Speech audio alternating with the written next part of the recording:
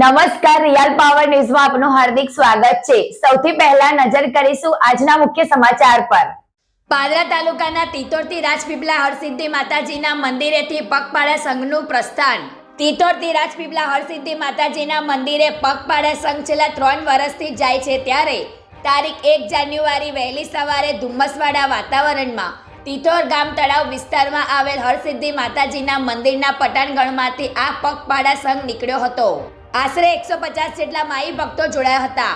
ગામના વડીલો જણાવી રહ્યા હતા કે આજે માનવ જીવનનો ઝડપી યુગ ચાલી રહ્યો છે, ત્યારે કામનો બોજ તેમજ નોકરી ધંધા સાથે સંકળાયેલા તમામ લોકોને એકબીજા સાથે ઉઠવા બેસવાનો સમય નથી, તેમજ દિવસે ને દિવસે માનવી પોતાની સંસ્કૃતિ ભૂલી રહ્યો છે।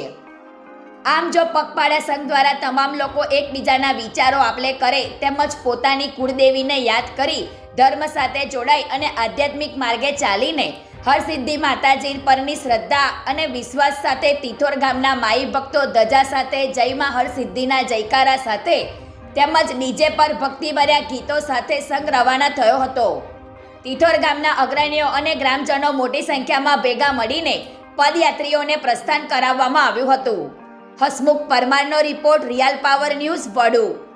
બોલો 3 વર્ષથી માં હરસિદ્ધિ રાજપીપળાના દર્શનાર્થે મંદિરે ધ્વજારોહણ કરવા માટે જઈ રહ્યા છે, અને આ વર્ષે પણ એવું 3જું વર્ષ અમારું સતત ચાલી રહ્યું છે। પહેલું રોકાણ અમે કરજણ કરીશું, બીજું સેગવા અને ત્રીજું રાજપીપળા। 3 દિવસની અમારી આ યાત્રા સુખમય રહે એવી માતાજીના ચરણોમાં પ્રાર્થના। માં હરસિદ્ધિ માતની જય।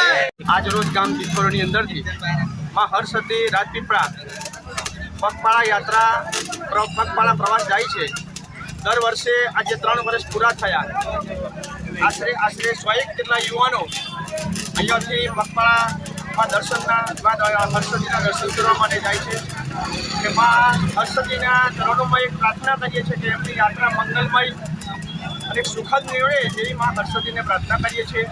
સાથે સાથે આજે જે યુવાનો પગપાળા યાત્રા પર જાય છે એમની અંદર એક સંગઠનની ભાવના સદૈવને માટે જળવાઈ રહે એ મા ચરણોની અંદર આજે માના ચરણોની અંદર વંદન કરું છું। જય મા હરસિદ્ધિ। ગુજરાતી સમાચારો ઘરે બેઠા નિહાળવા માટે રિયલ પાવર ન્યૂઝ ચેનલને લાઈક કરો, શેર કરો અને સબસ્ક્રાઇબ કરો।